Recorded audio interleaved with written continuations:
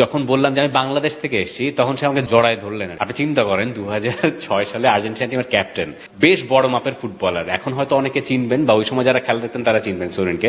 তিনি আমাকে জড়িয়ে ধরছেন, মন্তিয়াল পেনাল্টিটা নিলেন এবং চট করে ওই আর্জেন্টাইন যারা জার্নালিস্ট ছিল তারা আমাদেরকে জড়িয়ে মানে নাচা শুরু করে দিয়েছেন। মানে আর্জেন্টিনা ওয়ার্ল্ড কাপ জিতে গেছে, সাংবাদিকরা নাচতেছে এবং সেই সাথে তারা আমাদেরকে ধরে নিয়েছে। তারা ভেবেছে যে আমরা বোধহয় তাদেরই একটা অংশ।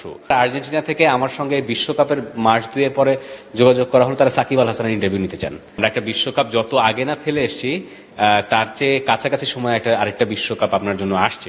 খুব ইন্টারেস্টিং বলতে গেলে, যেমন একটা সময় মনে হয়েছে যে আর্জেন্টিনা যখন ওয়ার্ল্ড কাপ জিতলো তার আগে থেকেই মানে বাংলাদেশি সাংবাদিক, আমরা কত ফিফা র্যাঙ্কিং এ 180, বা আমাদের তো ফুটবলের জন্য আর্জেন্টাইনরা খুব একটা চেনার কথা না, কিন্তু যখন বাংলাদেশ ব্যাপারটা খুব হাইলাইট হওয়া শুরু করলো, কারণ বাংলাদেশের লোকেরা এত পরিমাণ আর্জেন্টিনা ভক্ত, শুধুমাত্র আর্জেন্টিনা কেন, ব্রাজিল ভক্ত তো আছে।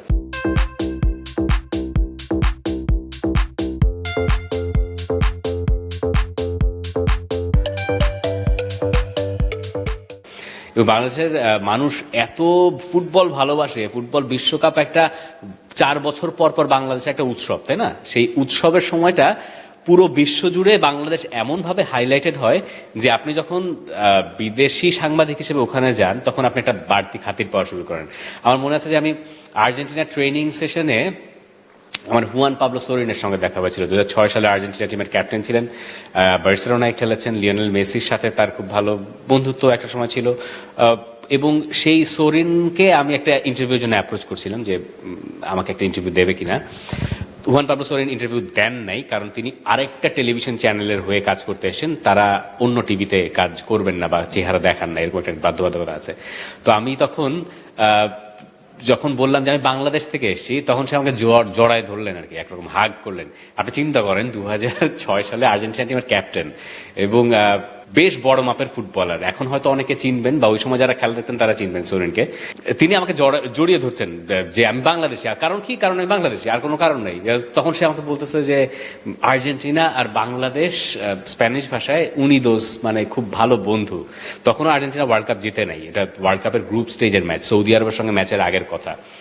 সোরেন খুব ভালো মতো বাংলাদেশি ভক্তদের আর্জেন্টিনা প্রীতি সম্পর্কে জানতেন, কারণ 96 সাল বা 95 সালে আর্জেন্টিনা যখন যুব বিশ্বকাপটা জেতে, ওই সময় খেলা হয়েছিল কাতারে, আমি যদি ভুল না হয়ে থাকি, এবং কাতারে প্রচুর পরিমাণ বাংলাদেশি প্রবাসী সমর্থক আর্জেন্টিনাকে সমর্থন জুগিয়েছিল। সেই থেকে সোরিনের ভালোবাসা ওই বাংলাদেশিদের প্রতি, সেটা তিনি 2022-এ এসে আমার কাছে প্রকাশ করছেন। এটা আমার কাছে মনে হয় যে, এবং এই গল্পটা আমি টি স্পোর্টসে বলতেও পেরেছিলাম, এটা আমার কাছে মনে হয় যে পরে গিয়ে নানাভাবে বাংলাদেশের এই উন্মাদনাটাকে আরেকটু বোধ হয় হেল্প করেছে অনেক দিক থেকে। এরকম বেশ কিছু ছোট ছোট গল্প আছে, বললে আসলে অনেক গল্প করা যায়। মজার বলতে, শেষ পেনাল্টি কিকটা যখন মন্তিয়াল গেলেন, মন্তিয়াল যাচ্ছেন এবং মন্তিয়াল গোল করলে তো আর্জেন্টিনা ওয়ার্ল্ড কাপ জিতে যাবে।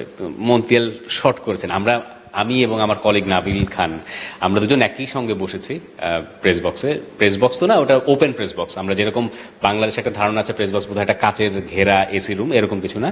তো ওখানে যখন আমরা বসে খেলা তো শেষ করলাম, আমাদের আশপাশে সব আর্জেন্টাইন, মানে আর্জেন্টাইন জার্নালিস্ট, তো তারা তো আবেগে ভেসে যাচ্ছেন, তাদের দেশ বিশ্বকাপ জিতে যাচ্ছে।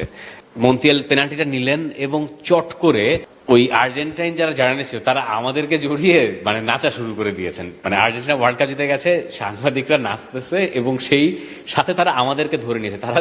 তারা ভেবেছে যে আমরা বোধহয় তাদেরই একটা অংশ। মানে বাংলাদেশ ব্যাপারটা বোধহয় আর্জেন্টিনার একটা পরম বন্ধু, এবং আমরা বোধহয় তাদের মতো করে সেলিব্রেট করবো, এটা ধরে নিয়ে তারা আমাদের সঙ্গে লাফাচ্ছেন এবং আমরা তাদের খুশিতে আমরাও খুশি হচ্ছি। তারা নাচতেছেন, আমরাও তাদের সঙ্গে তাল মেলানোর চেষ্টা করতেছি। এই ব্যাপারটা খুবই ইন্টারেস্টিং ছিল এবং তাদের কয়েকজনের সঙ্গে আমার এখনো কথাবার্তা হয়, খাতির আছে। কয়েকজন, তাদের ভেতরে একজন ছিলেন যে আর্জেন্টিনার, যেমন ফিফা থেকে একটা সময় যোগাযোগ করা হলো, ফিফার স্প্যানিশ যে ভার্সনটা আছে সেখান থেকে যোগাযোগ করা হলো, বলা হলো যে আমাকে বলতে হবে যে বাংলাদেশিদের এই মানে প্রেমটা কেন, আর্জেন্টিনার প্রেমটা কেন। তো সেটা নিয়ে আমরা একটা ইন্টারভিউ ফিফাতে দেওয়া হলো। তো ওটা নিয়ে বহু কথাবার্তা হলো, ওইটা আর্জেন্টিনায় প্রচারও হলো। পরে গিয়ে আবার আর্জেন্টিনা থেকে আমার সঙ্গে বিশ্বকাপের মাস 2 পরে যোগাযোগ করা হলো, তারা সাকিব আল হাসানের ইন্টারভিউ নিতে চান। পরে সেটা বোধহয় অ্যারেঞ্জও করে দেওয়া হয়েছিল, কোনো এক কারণে সেটা বোধহয় প্রকাশিত আর হয় নাই। কিন্তু এইরকম মানে ওই সম্পর্কগুলো এখনো মোটামুটি আছে, ভালোই আছে। এখন যখন আজকের দিনে ওই পুরনো স্মৃতিগুলো মানুষজনই তো ফেসবুকে ভাষায় ফেলতেছে একরকম, তাই না, যে ফ্লাডেড ওই পুরনো দিনগুলো সবাই সেলিব্রেট করছে, তখন আবার দেখলে মনে হয় যে আরে সেদিনের ঘটনা, কিন্তু আসলে 2 বছর হয়ে গেছে, আবার 1.5 বছর পরে বিশ্বকাপ। আমরা একটা বিশ্বকাপ যত আগে না ফেলে এসছি, তার চেয়ে কাছাকাছি সময় একটা আরেকটা বিশ্বকাপ আপনার জন্য আসছে। তো সেই হিসাব করলে মনে হয় যে 2 দিন আগের ঘটনা। ওই ব্যাপারটা বোধহয় ওরকমই থাকবে সবসময়, 20 বছর গেলেও মনে হবে আরে সেদিনের ঘটনা। এইভাবেই বোধহয় খুব ভালো মেমোরিগুলো বোধহয় মানুষ এইভাবেই চর্চা